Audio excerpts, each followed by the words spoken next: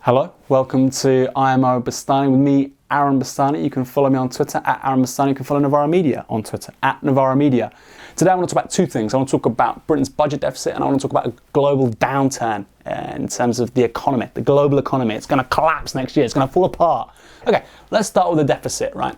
Everybody's been talking about the deficit. The deficit's the central kind of focus of political debate and discussion in this country, and that's going to be increasingly the case as we head into the next general election next May next year.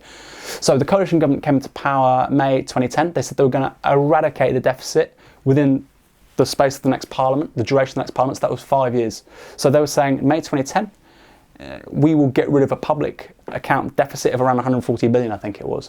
So what's the deficit? Deficit basically is that the state is spending more than it brings in through general taxation, right? So in 2010, it was about 140 billion pound more that they were spending than they were bringing in through tax. And they wanted to basically, level that off by May next year. Well, the facts are they've failed miserably.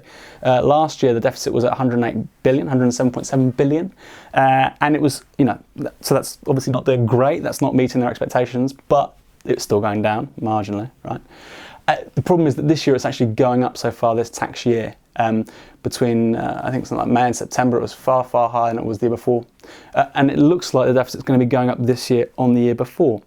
So what does that mean? Well, it means that whoever comes into office after next May, it's most likely going to be a Labour-led government of some kind, maybe a Labour minority government, maybe a Labour Lib Dem SNP coalition. It's never been harder to tell, but it's most likely it will be led by the Labour Party rather than Conservatives.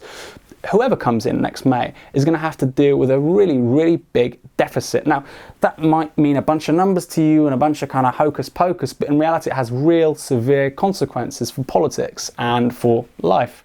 Okay, so it's threefold really. The deficit being as high as it will be next May means that we haven't really even begun with austerity. What do I mean by austerity? I mean cuts to public services and repressing public sector pay. That probably hasn't really begun. Whoever comes into power in May is going to have to do a hell of a lot more than what we've seen so far. So that's one. Two, the reason why that deficit's still there, despite the fact we've had reasonable economic growth, is because tax receipts haven't gone up. Why haven't tax receipts gone up? Well, we've cut tax on the income tax threshold. That's been put to £10,000. We've got rid of the 50% top rate of tax. And of course, because people are in, all those jobs being created are in low pay, precarious service work. That's most of the new jobs that are being created. Most of those people aren't paying the amounts of income tax people thought they would be because it's low pay, crappy work, right? So tax receipts aren't basically keeping up with economic growth. So you're going to have to increase tax somehow, right? So you're going to have to cut public sector spending even more, far more than we've seen so far, much, much, much more than we've seen so far. You're going to have to increase taxes on wages, one imagines, probably VAT too, right?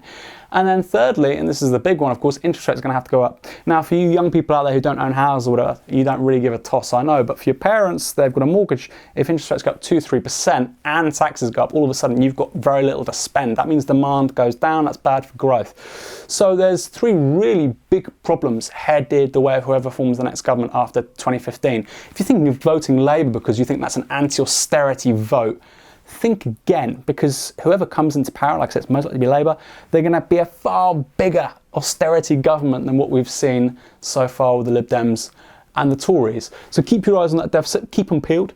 The Lib Dems and the Tories aren't paying it down, they're not reducing the debt. In fact, public debt in the last 4 years has grown more than all the debt previous to the government that came into power in 2010.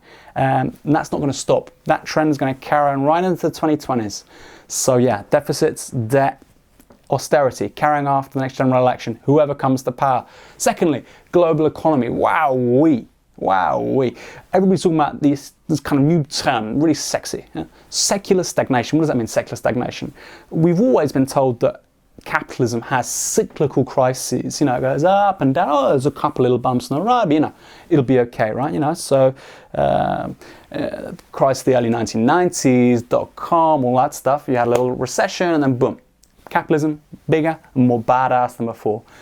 But there's an increasing school of thought, which isn't just Marxists and leftists and millenarians like, me, There's people like Larry Summers, 71st Secretary to the US Treasury, very eminent economist in the United States, a Harvard professor who's talking about secular stagnation. What is secular stagnation? It's the crisis that goes through all these cyclical crises. It's the big crisis with regards to falling profits for capitalism, with regards to falling growth, with regards to growing income inequality. So, what does that mean in terms of the context of the global economy next year? It's looking like it's going to be a pretty bad year next year. The Eurozone is going to enter recession, and that's because of a bunch of policies that Germany is foisting on essentially France and Italy, the second and third largest economies in the bloc. China is recording its lowest growth in 20 years, officially 7.2%, but you can be damn sure it's a lot lower than that. Russia entering recession, likewise Brazil. The US is finally admitting that all the growth it has had since 2009, 2010 has come off the back of QE, funny money. And the big question is, where do they go from there? Because it's that funny money which has been the basis of their economic model since the crisis. Nobody's quite sure how capitalism grows without quantitative easing. The same is true here in the UK. The growth we've seen so far in the last kind of 2 years is about to wind down. The big question is, where's the growth coming from for the UK and the US once quantitative easing is over? For the Eurozone, it's a question of how bad the next recession gets, because it's looking like next year could be maybe worse than 2009. That has loads of political consequences, not least for the rise of the far right. Also, keep your eyes peeled for what happens in the UK in 2015 with regards to UKIP. So that's all for the first episode of IMO Bastani, hashtag IMO Bastani. You can follow me on Twitter at Aaron Bastani. You can follow Novara Media on Twitter at Novara Media. Keep in touch via Facebook and, of course, always the website www.novaramedia.com. Subscribe to this channel. And if you disagree with anything I've said, please put it in the comments below. I'll try and respond as soon as I can. Okay, I'll see you very soon. Bye.